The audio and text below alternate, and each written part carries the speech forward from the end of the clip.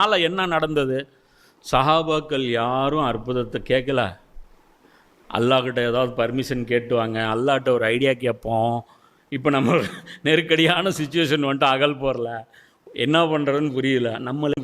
நம்மளே மசூரா பண்ணுறதுக்கு பேசாமல் ஜிப்ரீலை கூப்பிட்டு அவர்கிட்ட ஒரு ஐடியா கேட்டோம்னா அவர் ஒரு ஃபஸ்ட் கிளாஸ் ஐடியா கொடுப்பாரு.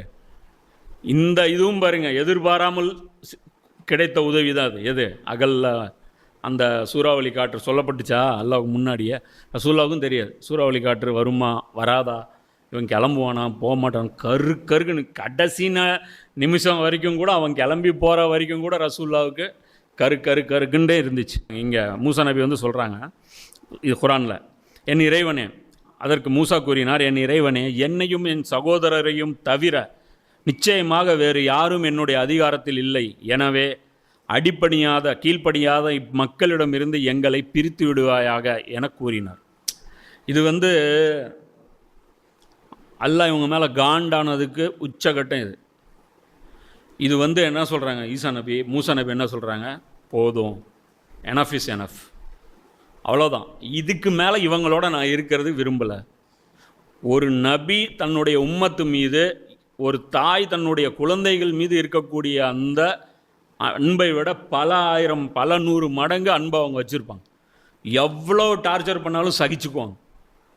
அவங்க வெக்ஸ் ஆகி அந்த இடத்துல எப்போ அவங்க கமெண்ட்டு கொடுக்குறாங்களோ அதுதான் end point, full trigger point.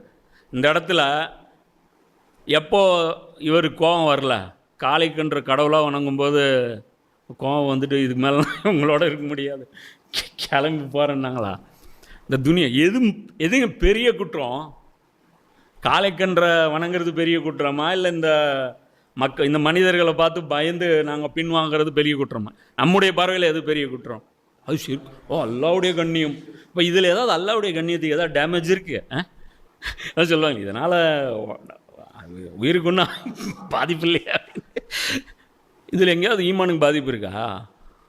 ஒரு ஊருங்க, இன்றைக்கெல்லாம் நாளைக்கு ஜெயிச்சுட்டு போகிறோம், ஏதோ ஒன்று நடந்துட்டு போகுது, சரி இந்த ஊர்லன்னு வேறு ஊரில் வாழ்ந்துட்டு போகிறோம்.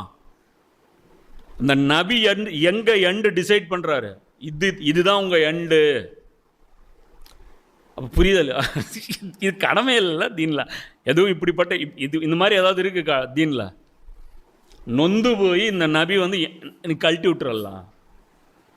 இனி இவங்களை வச்சுக்கிட்டு சுமந்துக்கிட்டு வேஸ்ட்டு, 6 லட்சம் பேர் வேஸ்ட்டு, டோட்டல் வேஸ்ட்டு, இவங்க விட்டுரு. அப்போ நபி சிபாரிசு பண்ணுவாருன்னு நம்புறீங்க? உங்களுக்கெல்லாம் எவ்வளோ எகத்தாலும் இருக்கும். நபி என்ன